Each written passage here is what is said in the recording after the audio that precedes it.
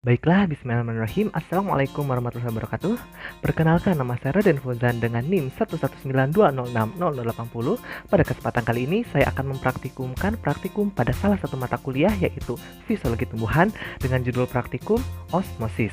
Nah, seperti yang teman-teman ketahui, osmosis merupakan proses perpindahan konsentrasi larutan dari konsentrasi yang rendah ke konsentrasi yang tinggi. Pada praktikum kali ini, kita akan menggunakan atau akan mempraktikkan suatu peristiwa osmosis pada alat dan bahan yang sederhana yang tentunya ada di rumah dan bisa teman-teman temui. Nah, penasaran bagaimana proses praktikumnya? Mari kita simak video berikut ini. Nah, baiklah teman-teman, untuk proses praktikum kali ini tentunya kita akan membutuhkan suatu alat dan bahan yang sederhana yang dibutuhkan untuk percobaan atau praktikum kali ini. Nah, alat dan bahan apa saja sih yang dibutuhkan? Pertama, mari kita mulai dengan bahan terlebih dahulu ya. Nah, dimana bahan yang utama yang harus ada yaitu bintang tamunya itu ada kentang sebanyak 4 buah ya. Saya menggunakan di sini, dimana 2 nanti untuk dikukus dan 2 lagi nanti untuk dijadikan sebagai kentang mentah. Kemudian yang selanjutnya itu ada gula pasir atau dikenal dengan sukrosa. Nah, gula pasir ini nanti dituangkan secukupnya ya untuk proses osmosisnya. Dan yang terakhir bahannya itu ada air. Bisa lihat nih, air ya, secukupnya nanti untuk proses pelarutan gula dan juga untuk proses peristiwa osmosis ini. Nah, kemudian bahan alatnya, alat apa saja sih yang dibutuhkan? Nah, yang pertama yaitu ada gelas ukur. Nah, bisa lihat teman-teman ya, di sini ada takarannya. Nah, kemudian yang selanjutnya ada gelas plastik sebanyak 8 buah. Kemudian yang selanjutnya ada sendok. Kemudian yang selanjutnya ada penggaris. Kemudian di sini ada pisau untuk memotong tentunya. Dan yang terakhir yaitu ada label dan juga pulpen. Nah, dimana label ini nanti akan ditempelkan ya pada masing-masing gelas agar kita mengetahui yang mana saja apa sih, sehingga kita dapat mengetahui variabel bebasnya atau variabel yang kita perlakukan berbedanya, dan agar tidak tertukar nanti data yang dihadirkannya. Nah, dimana di sini ada ya tulisannya ada kentang mentah dan kentang kukus. Nah, untuk kentang mentah dan kukusnya kita masing-masing nanti diberi tulisan ada sukrose 10%, 20%, 30%, dan kontrol atau yang tidak dikasih apa-apa untuk mengetahui osmosis itu seperti apa sih. Oke, itu bahan dan alat yang dibutuhkan untuk proses kegiatan praktikum ini. Selanjutnya yaitu mengenai cara atau proses pembuatannya. Nah, baiklah teman-teman, selanjutnya kita akan memulai proses praktikumnya atau cara kerja praktikum osmosis kali ini. Nah, yang pertama-tama yang harus kita lakukan yaitu mengupas kentang ini terlebih dahulu menggunakan pisau ya tentunya, sampai benar-benar bersih.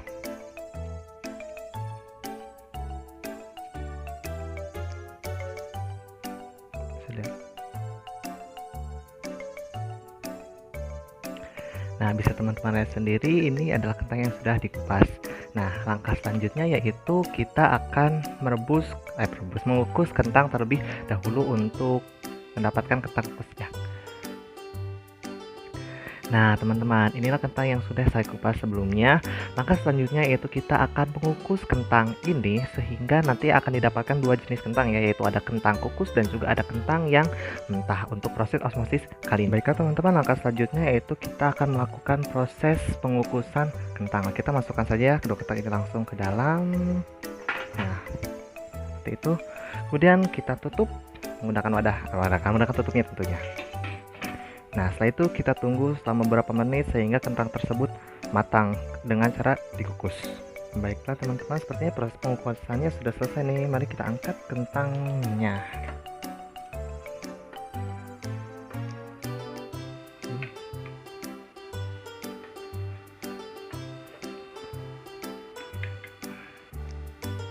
Nah, baiklah teman-teman, tadi proses pengupasan dan juga pengukusan kentang sudah dilakukan ya dan didapatkan hasil seperti ini, bisa dilihat. Nah, untuk proses selanjutnya yaitu kita akan melakukan proses pemotongan kentang menjadi bagian kecil berukuran kurang lebih 1 cm x 1 cm x 1 cm berbentuk kubus ya. Nanti kita akan melakukan proses pemotongannya dan nanti hasilnya akan saya perlihatkan seperti apa.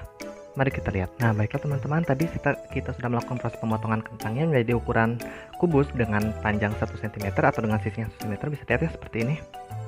Nah, ini kurang lebih sudah dipotong ya. Nah, untuk yang sebelah sini yaitu kentang mentah dan untuk yang sebelah atasnya itu kentang sedap oleh teman-teman sendiri, dimana yang ini merupakan kentang mentah ya, sementara yang lagi merupakan kentang yang sudah dikukus. Nah, ini kurang lebih ukurannya 1 cm x 1 cm x 1 cm dengan bentuk kubus.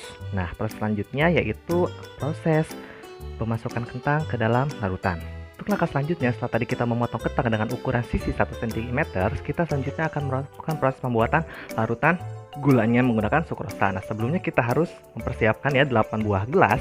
Kemudian kita sudah mempersiapkan label dengan tulisan seperti ini yang kemarin sudah saya jelaskan, dan mari kita tempelkan label ini ke dalam tiap masing-masing gelas tersebut.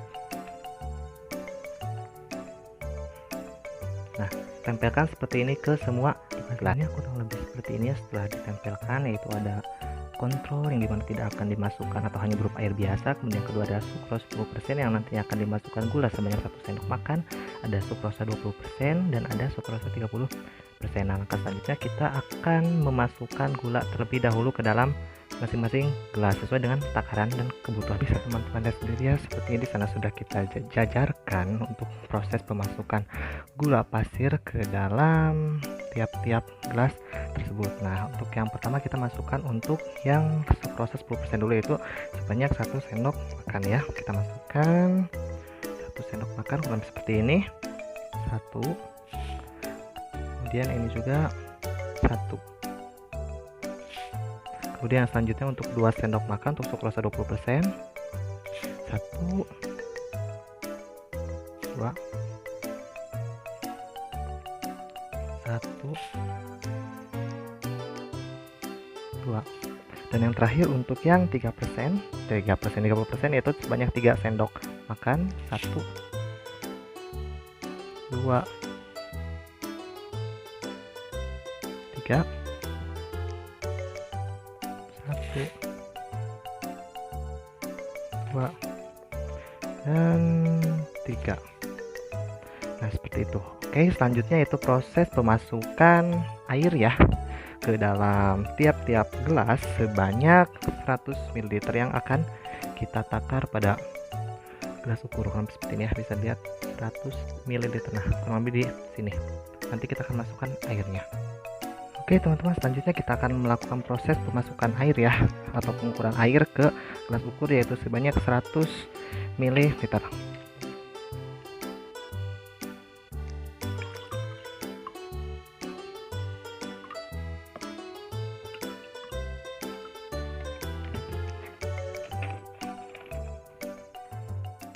Nah, bisa lihat teman-teman hasilnya sudah 100 ml ya. Nah, bisa terlihat kurang lebih seperti ini. Nah, ini kita lakukan kita ukur ke semua gelas, ke 8 gelas tersebut, yaitu dengan banyak air sebanyak 100 ml. Lalu kita tuangkan ke dalam tiap masing-masing gelas. Bisa dilihat. Tuangkan. Lakukan hal ini kepada gelas yang lainnya juga. Nah, setelah kita masukkan air sebanyak 100 ml ke dalam setiap masing-masing gelas, kita proses selanjutnya yaitu proses pengadukan sehingga larutan ini menjadi larut ya. Nah, kita aduk sampai larutan ini menjadi sangat larut dan tidak terlihat butir-butir gula pasirnya. Nah, lakukan proses ini juga ke 6 gelas lainnya. Nah, bisa teman-teman lihat ya, di sini ternyata gulanya sudah mulai larut. Nah, setelah gulanya larut pada semua gelas, nah kita masukkan kentang atau 3 kentang ke dalam masing-masing wadah. Nah, di mana yang di sini ada bertulisan untuk kentang mentah ya, untuk sukrosa 10%. Jadi kita masukkan 3 buah kentang mentah ini ke dalam larutan yang berisi sukrosa sebanyak 10%. Nah, udah ya. Nah, udah dimasukkan, bisa teman-teman lihat sendiri, dan lakukan hal ini ke yang lainnya. Lalu amati proses terjadinya perubahan selama 30 menit dan juga 60 menit. Apakah akan terjadi perubahan atau tidak pada setiap masing-masing kentang tersebut. Nah, bisa teman-teman lihat, inilah proses pemasukan kentang ya. Setelah kentang kita sudah masukkan ke dalam masing-masing wadah, kita tunggu apakah terjadi reaksi selama kurang lebih 30 menit dan 60 menit. Nah, setiap waktu tersebut kita akan pantau kembali atau lihat kembali apakah terjadi perubahan atau tidak. Nah, setelah 60 menit kita akan mengangkat kentang tersebut. Mari kita tunggu. Nah, baiklah teman-teman, setelah kurang lebih 30 menit ya tadi berlangsung, dapat dilihat ternyata masih belum terlihat ya perubahan yang signifikan pada masing-masing kentang ini. Nah, oleh karena itu mari kita tunggu lagi selama 30 menit ke depan atau selama 60 menit total ya. Nah, baiklah, setelah kita rendam selama kurang lebih 60 menit, bisa dilihat hasilnya, dimana untuk kentang kukus mengalami perubahan volume ya, dimana yang tadinya berkurang kecil menjadi besar, sementara untuk kentang yang mentah terjadi perubahan volume yang tadinya besar menjadi kecil. Nah, setelah itu kita akan mengangkat satu persatu kentang yang ada di dalam gelas ini menggunakan lidi ataupun menggunakan tusukan. Nah, kemudian nanti kita akan ukur, dan namun harus kita keringkan terlebih dahulu. Selain itu juga sebelumnya kita akan nanti setelah proses pengangkatan selesai, kita juga akan mengukur perubahan volume air yang terjadi, apakah bertambah atau berkurang. Nah, beginilah hasil dan pembahasan yang kita sudah lakukan sebelumnya. Saya sudah cantumkan di dalam tabel, di mana setelah kita melakukan pengukuran kembali, ternyata kentang tersebut mengalami perubahan, di mana ada yang bertambah dan berkurang. Nah, untuk pada tabel pertama, yaitu pada kentang mentah, didapatkan bahwa pada air biasa yaitu terdapat penambahan volume, sementara pada air larutan gula terdapat pengurangan volume kentang. Nah, untuk kentang kukus semuanya itu terdapat penambahan volume walaupun hanya sedikit penambahan volumenya. Nah, penasaran kenapa bisa berkurang dan bertambah? Nanti kita akan jelaskan pada bagian pembahasan di slide selanjutnya.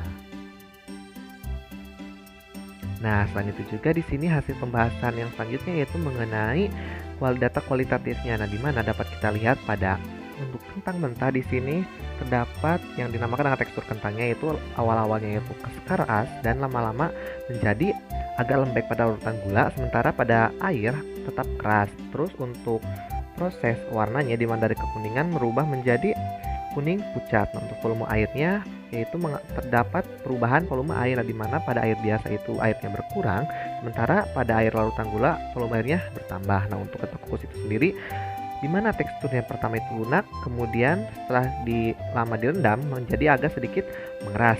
Nah, untuk warna sama menjadi kuning pucat, dan yang terakhir yaitu volume air, di mana semuanya mengalami pengurangan volume walaupun pengurangannya tidak signifikan atau hanya sedikit terjadi proses pengurangan volume air.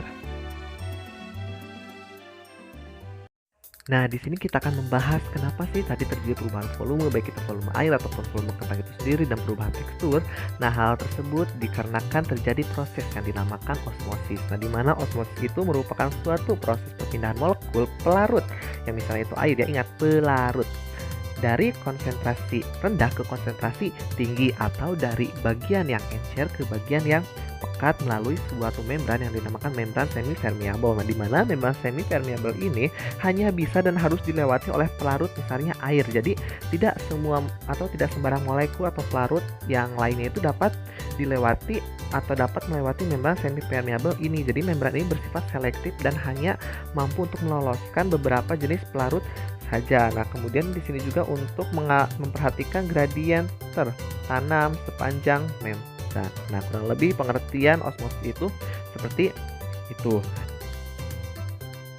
Nah, selanjutnya di sini ada faktor-faktor yang mempengaruhi osmosis, di mana yang pertama ada ukuran molekul, di mana apabila ukuran molekul lebih kecil daripada lubang membran, maka proses perpindahan atau osmosis akan menjadi lebih cepat. Kemudian yang kedua ada keterlarutan lipid. Nah, apabila molekul tersebut memiliki tingkat kelarutan lipid yang lebih besar, maka akan proses menyerapnya itu lebih cepat. Yang ketiga yaitu ada luas permukaan, di mana apabila luas permukaan membrannya itu atau lubang membrannya lebih besar, maka proses perpindahan molekul akan lebih cepat. Nah, dan yang terakhir ada faktor suhu, di mana suhu ini sangat mempengaruhi terhadap pergerakan dari proses osmosis ini. Nah, baiklah teman-teman, bagaimana, sudah paham belum mengenai proses osmosis yang terjadi dalam kentang pada percobaan yang sudah kita lakukan sebelumnya? Nah, mungkin itu saja yang dapat saya sampaikan dan dapat yang saya praktikumkan pada kesempatan kali ini. Semoga apa yang kita pelajari sebelumnya dan apa yang kita praktikkan sebelumnya mengenai osmosis, baik itu definisi, proses maupun praktikumnya, semoga teman-teman dapat mendapatkan ilmu dan pelajaran yang dapat dipetik. Baiklah, mohon maaf apabila ada kesalahan. Wabillahi taufiq wal hidayah. Wassalamualaikum warahmatullahi wabarakatuh.